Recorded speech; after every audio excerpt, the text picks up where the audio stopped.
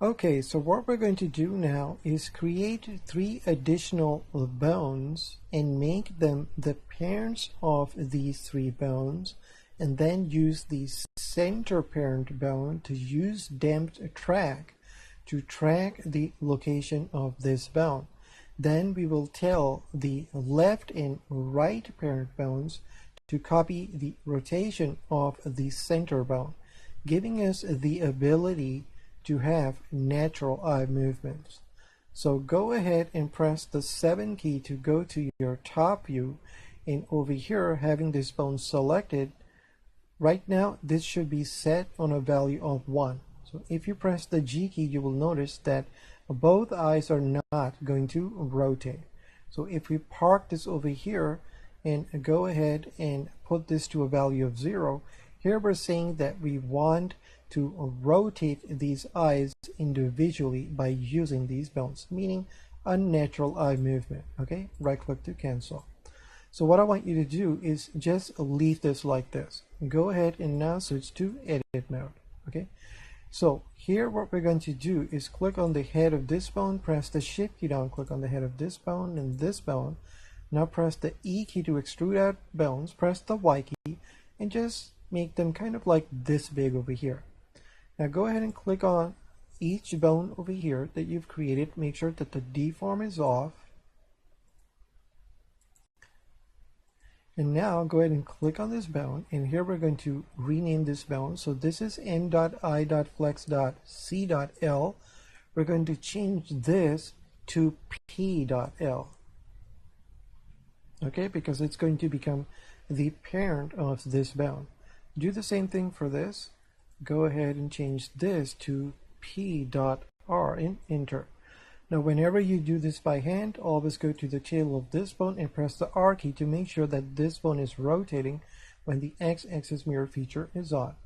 Go ahead and click on this center bone, and here we're just going to call this m.i.tracker and enter. Okay, now go ahead and switch this to pose mode. So what we're going to do now is tell this bone to use the damp track to track wherever this bone is going. So go ahead and select this bone, press the shift key down, click on this one, do shift control C, and here we're going to do damped track. Okay, so if we click on this bone, go to the constraints, you can see that here we're simply telling this bone to track wherever this bone is going along its y-axis. Okay, so that solves that. Now we're going to simply tell this bone to copy the rotation of this bone. So go ahead and click on this bone first, press the shift key down, click on this one, do shift control C, and just do copy rotation. So here you can see that this bone is going to now point to the same direction that this bone is pointing. Do the same thing again, click on this bone, press the shift key down, click on this one, do shift control C, and now do copy rotation. Now go ahead and click this and put this to a value of 1. So here you will see that the eyes are simply going back to their original position, and they are not really rotating when we press the G key. This is because we haven't established parent-child relationships. Remember, wherever the parent goes, the child will follow.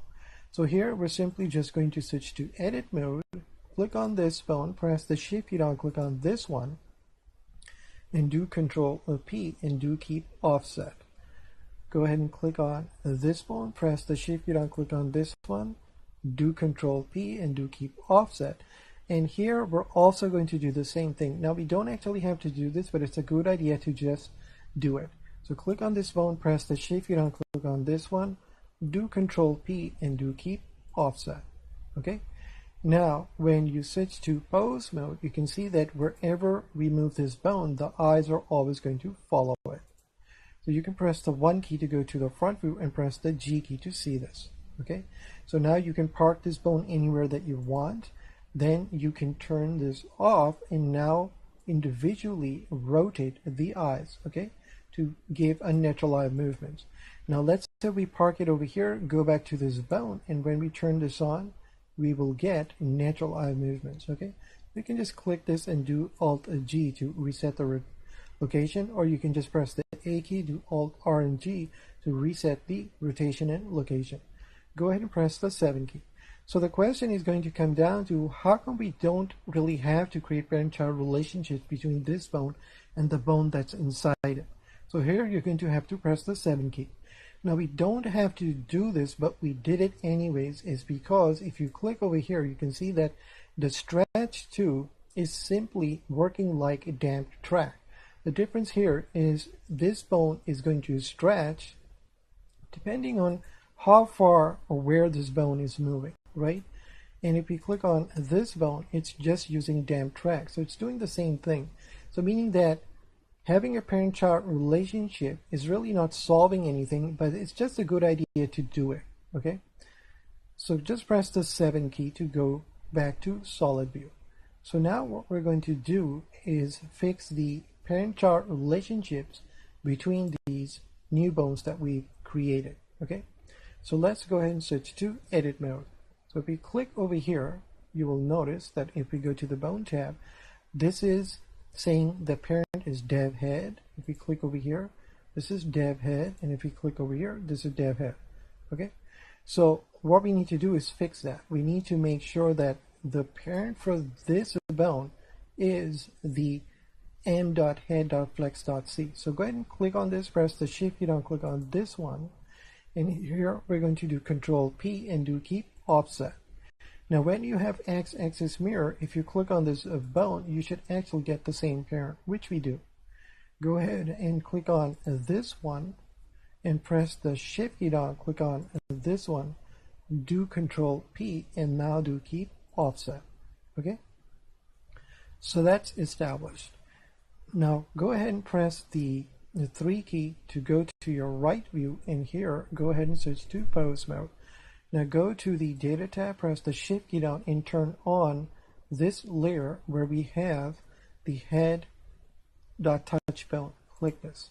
Now press the R key to rotate. So here you can see that everybody is rotating correctly.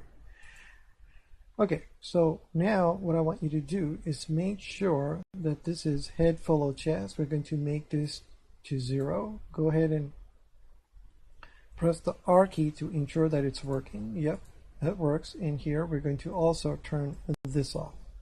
Okay, now here you can enable the shapes to see how this is going to work. Okay. Okay, so what we're going to do now is add another feature over here. Here, basically what we want is we want to have the ability where we can take this i.center.touch bone, press the G key, and stick it to any object, right? And then we can click on this head bone and press the R key 2 times to rotate it. And this should not rotate with it, right? So to do this, what I want you to do, E key to extrude out a bone and just put it, let's say, over here. Click on this bone, press the shift key down, click on this one. Now do Control Alt A to align this bone. Go ahead and switch to pose mode. Click on this bone first, press the shift key down, click on this one, do Shift Control C. And here we're going to do copy transforms. Now what we're going to do is basically tell this bone to be the child of this new bone over here. So go ahead and switch to edit mode. Click on this i.center.touch bone, press the shift key down, click on this inner bone. Now do Control P and do keep offset. Now go ahead and switch this to pose mode. So here you will notice that when we click over here on this head bone and press the R key, this touch bone over here is going to follow, right? But if we click over here and go to the constraints and turn this off, now click this, press the R key, you will notice that that is going to stay in place. That's what we want, okay? Now, in order for this to work correctly, we have to switch to edit mode, click on this bone, go to the bone tab, and we have to make sure that its parent is the root bone, okay? This is the only way we can keep this bone to stand still. Okay, so now go ahead and switch to pose mode. You will see that over here, when this is off, when you click this, press the R key, it will just stay still. When you click this and put this to value of 1, now it will rotate, meaning it's going to take this with it. Okay, so let's go ahead and now just do the middle mouse button to rotate a bit, zoom in, press the tab key to go into edit mode, click on all these 3 bones, press the 3 key, and here we're going to now put this a little further.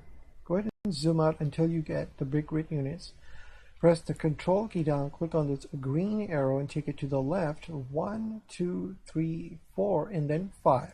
Okay, now go ahead and switch back to pose mode. So now when you click over here and press the R key, you will notice that this is how this is going to work.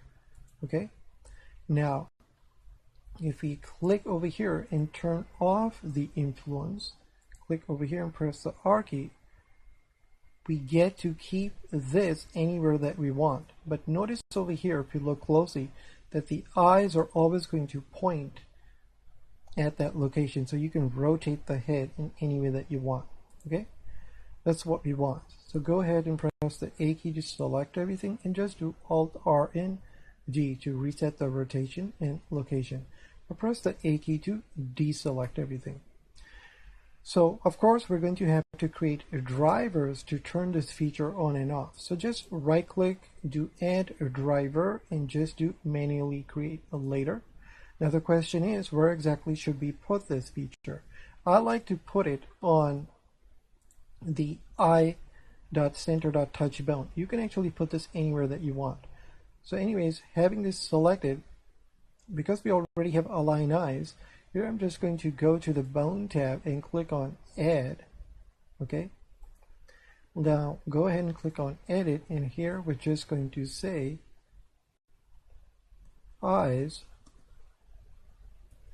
follow head. Okay, go ahead and click on OK on this. Now let's go ahead and bring up the graph editor and set up the driver. Go ahead and switch to drivers. Go ahead and you're going to have to select on this bone, click over here, go to drivers, go ahead and expand this. This has to be on single property. Over here we're going to click on armature, and of course we're going to just click over here, go down, and here we want eyes follow head. Just right click this, do copy data path, go ahead and select on this. Over here do Control V to paste. Now here we're just going to type in VAR and enter. Now go ahead and just close this up. So let's see how this is working. So if you click on this, press the R key, it should rotate with it. Now when we click over here and say that eyes don't follow the head, it will just go down, right? Now you can click this and press the R key to rotate the head any way that you want, and the eyes will always look at this. Now when we click over here and turn this back on, this should come back to its original place, right? So here you can see that if you look closely, how we're using the alignment of bones to our advantage, right? It's simply aligning itself back to that bone. So anyways, that's how this works. So we're going to leave this at a value of 1 and a value of 1. Now press the A key to select everything, do Alt R and G to reset the rotation and location. Okay, so what we want to do now is go ahead and take a look at this bone that is stretching. Click this. Okay, now what I want you to do is go ahead and go to the constraints and just click on reset, so it'll go back to the way it was. Now we're going to be creating bone shapes, so we're going to see how this concept is going to work. But right now what you've done is basically completed the eye module. So go ahead and let's put this over here, do file, save as, and we're going to call this rigging lesson 3 h.blend. So I'll see you in the next lesson. Thank you.